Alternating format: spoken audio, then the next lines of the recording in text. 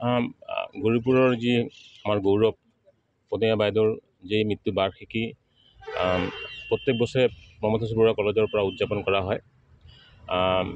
আমি প্ৰত্যেকবাৰে ৰাতিপুৱা ইয়াতে আমি শ্ৰদ্ধাঞ্জলি অনুষ্ঠান এটা পাতোঁ আৰু সন্ধিয়া এই প্ৰতিমূৰ্তিটোত আমি বন্তি প্ৰজ্বলন কৰোঁ। আজিও সেই একেটা অনুষ্ঠানত আমি চবে অংশগ্ৰহণ কৰিছোঁ। ইয়াতে আমাৰ প্ৰমথেশ্বৰ বৰুৱা মহাবিদ্যালয়ৰ মোৰ সহকৰ্মীবৃন্দ আছে, লগতে স্থানীয় ৰাইজ আৰু সাংবাদিক বন্ধুসকলো আছে। গৌৰীপুৰৰ এই গৌৰৱ, গৌৰীপুৰৰ যি পৰিচয়, প্ৰতিমা বৰুৱাৰ যি অৱদান, সেই অৱদানক আজি আমি চবেই সুঁৱৰিছোঁ। আৰু মই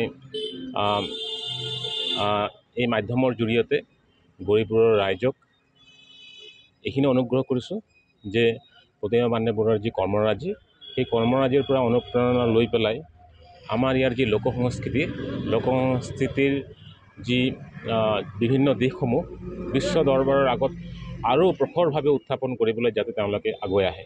ধন্যবাদ। দেখক, আমি প্ৰত্যেক বছৰে বাইদেউৰ স্মৃতিৰ লগত সংগতি ৰাখি এই লালজি কেম্পাছতো আমি শ্ৰদ্ধাঞ্জলি অনুষ্ঠান অনুষ্ঠিত কৰোঁ।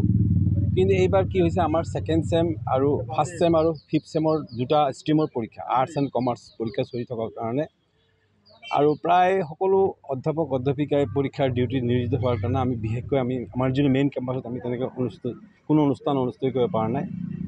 কিন্তু আগন্তুক সময়ত বা আগন্তুক কোনোবা এটা দিনত যদি আমাৰ সুযোগ সুবিধা আহে, আমি তেতিয়া বাইদেউৰ শ্ৰদ্ধাঞ্জলি অনুষ্ঠান বা অন্যান্য কিবা সংগতি ৰাখি আমি কিবা অনুষ্ঠান কৰিম বুলি ভাবিছোঁ। এটাই কথা কওঁ যে বাইদেউ হ'ল মাটিৰ শিল্পী আছিল, জনগণৰ শিল্পী আছিল, খেতিয়ক চাচা বন্ধুৰ শিল্পী আছিল। আজি কিন্তু এই চাম মানুহে, যিসকল মানুহ মাটিৰ লগত জড়িত হৈ থাকে, সেইসকল মানুহে কিন্তু বাইদেউক খুব বেয়াকৈ খুব মিছ কৰে তেখেতক। আজি বাইদেউ যদি থাকিলেহেঁতেন, তেখেতৰ এই কৰ্মৰাজি বা তেখেতৰ এই লোকগীত বা লোকশিল্পৰ লগত জড়িত যিসকল কৰ্মৰাজি আছে, বহু আৰু আগুৱালেহেঁতেন।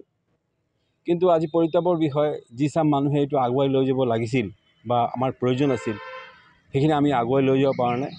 আমি আহ্বান কৰিছোঁ যে নতুন যিসকল শিল্পী বিভিন্ন সংগীত কলা লগত জড়িত থাকে, তেখেতসকল যাতে এই গোৱালপাৰা লোকগীত বা যিকোনো ঠাইৰে যিটো লোকশিল্প বা লোকগীত আছে, সেই লোকগীতসমূহ বা লোকসংস্কৃতিৰ ৰূপত তেখেতসকল নিয়োজিত হওক আৰু নিয়োজিত হৈ পেলাই এই মাটিৰ স্থানীয় যিবিলাক আমাৰ গীত মাত বা নৃত্য আছে, সেইটো বিশ্ব দৰবাৰলৈ লৈ যাওক। এইখিনি কৈ মোৰ যিখিনি কথা মই দেখক, আমি প্ৰত্যেক বছৰে বাইদেউৰ স্মৃতিৰ লগত সংগতি ৰাখি এই লালজি কেম্পাছতো আমি শ্ৰদ্ধাঞ্জলি অনুষ্ঠান অনুষ্ঠিত কৰোঁ।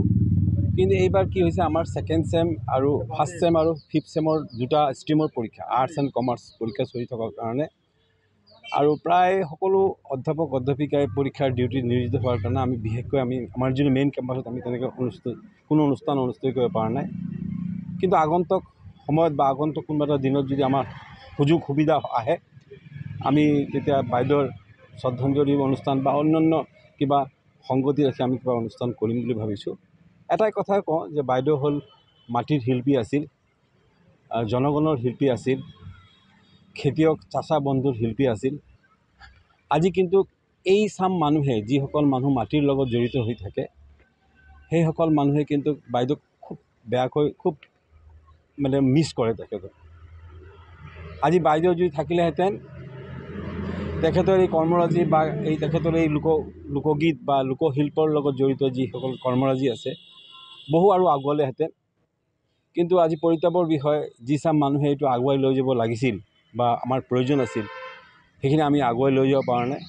আমি আহ্বান কৰিছোঁ যে নতুন যিসকল শিল্পী বিভিন্ন সংগীত কলা লগত জড়িত থাকে, তেখেতসকল যাতে এই গোৱালপাৰা লোকগীত বা যিকোনো ঠাইৰে যিটো লোকশিল্প বা লোকগীত আছে, সেই লোকগীতসমূহ বা লোকসংস্কৃতিৰ ৰূপত তেখেতসকল নিয়োজিত হওক আৰু নিয়োজিত হৈ পেলাই এই মাটিৰ স্থানীয় যিবিলাক আমাৰ গীত মাত বা নৃত্য আছে, সেইটো বিশ্ব দৰবাৰলৈ লৈ যাওক।